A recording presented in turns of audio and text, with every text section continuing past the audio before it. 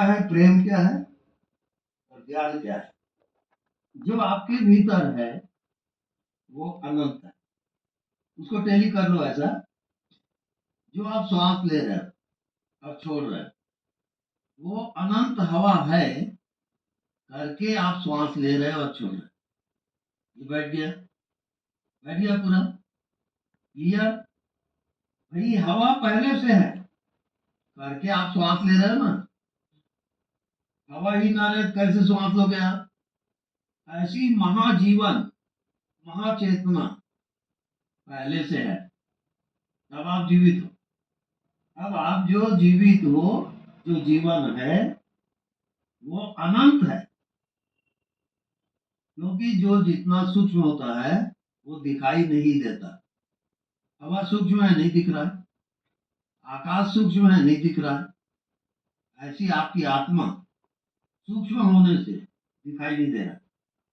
अब नहीं दिखाई दे रहा है लेकिन इतना प्रत्यक्ष है और कह रहा है कि मैं हूं। सबके अंदर से कह रहा है कि मैं हूं। तो क्या वो शरीर का मैं हूं है। उसी को हम आत्मा कहते हैं। और वो आत्मा जब व्यापक हो जाता है, जो चेतन व्यापक हो गया, अब वो परमात्मा हो गया।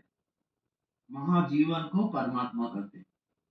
तो जैसे सारी नदियां बहते बहते सागर में जाती हैं और सागर हो जाती है, ऐसी जैसे ही आप परमात्मा का ध्यान करते हो, महाचेतना महाजीवन, तो वो जो शरीर में जीवित है वो कहां से आ गया।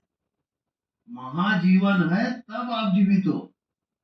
तो कुछ नहीं दिखता, उसको देखते देखते आप जो जीवित हो वो चेतन है। अब कुछ नहीं दिखता वो भी चेतन है और चेतन सीमित नहीं है। अब वहां से जो सिर मस्त नहीं होता, वहां से हटता ही नहीं, तो उसको ज्ञान हो जाता है। अपनी आत्मा को पहचानता है, यानी शुद्ध चेतन शुद्ध जीवन। न वो शरीर है, न वो मन है, न वो संसार है। केवल जीवन ही जीवन है, अनंत। अब यहां से कभी वो हटता ही नहीं। अब जो यात्रा है वो ज्ञात से अज्ञात की ओर है। जैसे मृत्यु के बाद ये जीवात्मा कहाँ जाता है, आज तक किसी ने नहीं जाना। अब हम उसी को जानने जा रहे हैं। तो हमारी यात्रा होगी अज्ञात की। अब जितना आपको ज्ञात हो रहा है उसको आप छोड़ते जाओगे और अज्ञात में प्रवेश करो।